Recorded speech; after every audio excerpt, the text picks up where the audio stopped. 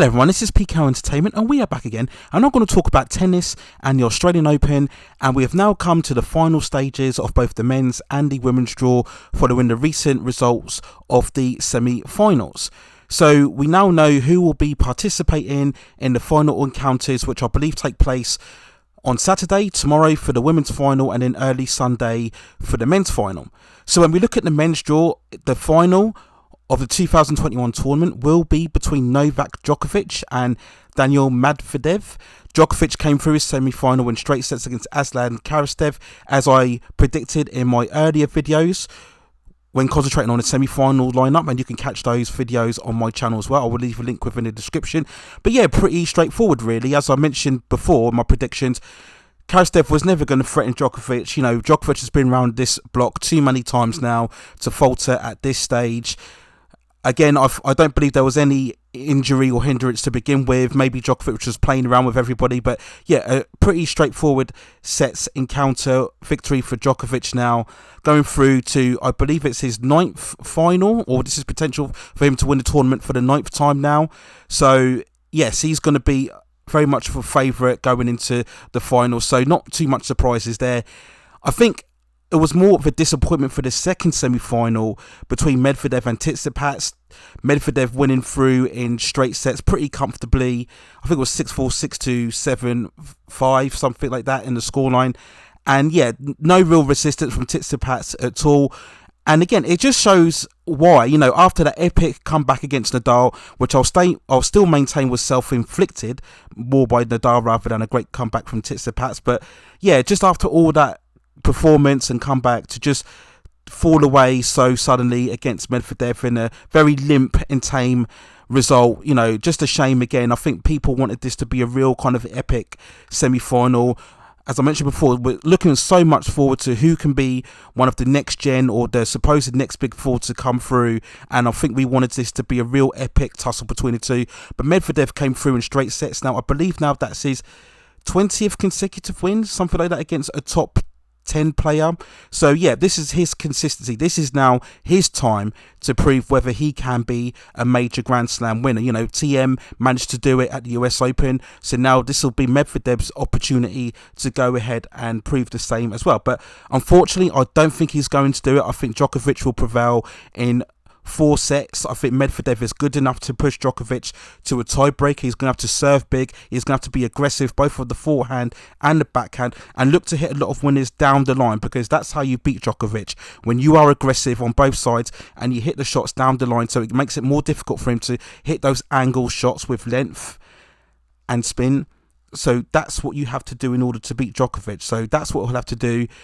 He'll maintain it. He might win the first set actually, but I think Djokovic will just hang tough in the rallies, and once he gets in his full flow of momentum, I think Medvedev will go for too much and eventually make mistakes. So that's why I believe Djokovic will come through in 4 sets and win his 9th Australian Open and what will be his 18th major overall. We then go to the women's side of the draw now, and we know the final will be Naomi Osaka against Jennifer Brady. Jennifer Brady came through defeating Caroline Muchova in 3 sets. Pretty good tussle there. So as I expected, that again, that was my predicted pick in my previous video. And also I predicted that Naomi Osaka would overcome Serena in straight sets. I just think now Naomi Osaka is coming now close to maybe the peak phase of her career now. She's been around the block, as I mentioned before. She knows what she's doing. She's played Serena many times now, so there is no pressure. There's no aura anymore that Serena had for her in the past. Naomi Osaka's been there, done it. She's worn a t-shirt. So yeah, the match overall, Serena actually played quite well. I think she broke Osaka, didn't she, to go 2-up early on in this set, and Osaka came back to go 2-on, and Serena had a couple of break points and opportunities as well. But I don't know if playing during the daytime may have hindered Serena, because yeah, she was trying to force the play, she was trying to be aggressive, but she just kept making too many errors, so many times hitting the nets, and she just didn't seem to be full on flow. I don't know, maybe the heat got to her, I don't know. But as I mentioned before, I said Osaka was good enough to dig deep with Serena, hang tough with her, and then eventually just her own intense energy and endurance and youth would play a part, and it eventually did. And she was just taking the ball early, taking it on the rise, and just seemed very comfortable throughout. And there's no shame, of course. I know a lot of people afterwards were alluding to maybe a retirement from Serena from the game. I know they were asking her in the press conference. She had that very emotional walking off, but she is going to be, she's 40 years old nearly now, and any kind of deep run in the tournament is something that she should be appreciating. The fact that she's this age and she's still able to contend with the top women's players, I think that's something to be congratulated and respected a lot.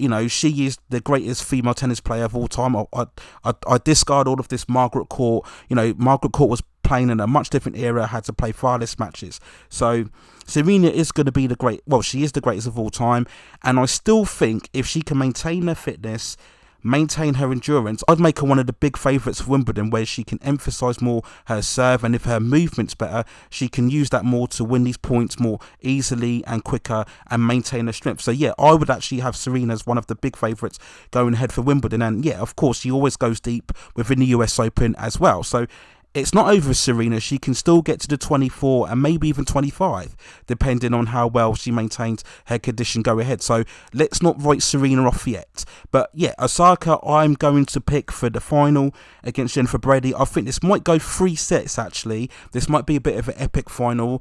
I've got nothing to base that on, but yeah, I think this might be closer than what many people expect, because Brady is still very young. I think she's only 25 as well. First Grand Slam, so she'll have no pressure. She can just go forward and play consistency. The pressure will be on Osaka because, as I said before, I think a lot of fans are looking to her now to become the next kind of dominant superstar within the game. And if she wins this will be her 4th slam, won't it now? So yeah, people will definitely look to her to go on and begin a period of dominance, but we will wait and see in the long run. I will do a following video if indeed that is the case and she does emerge the victor tomorrow, but we will wait and see on that one. So those are my overall picks really for the men's and women's final. Like I said, I think Djokovic will win in 4 sets against Medvedev, and I believe Osaka will overcome Brady in 3 sets. So let me know what you think in the comments below. What are your predictions for the final? How do you think the semi-final matches were? Do you think they were a bit of a damp squid, not really living up to the potential hype and expectation? Were you disappointed in Tsitsipas's performance after making that comeback against Rafa?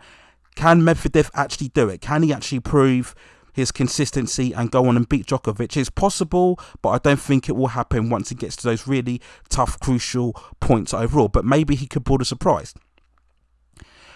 What do you think going forward if Medvedev does pull it off? And can he then go on and become the next world number 1 and win multiple slams himself? So those are more thoughts and feelings on the Australian Open finals. Let me know what you think in the comments below. Please hit those like and subscribe and notification buttons so you can get more content from me in the long run. But that's it for now. Take care of yourselves, stay at safe distances, and I will see you very, very soon.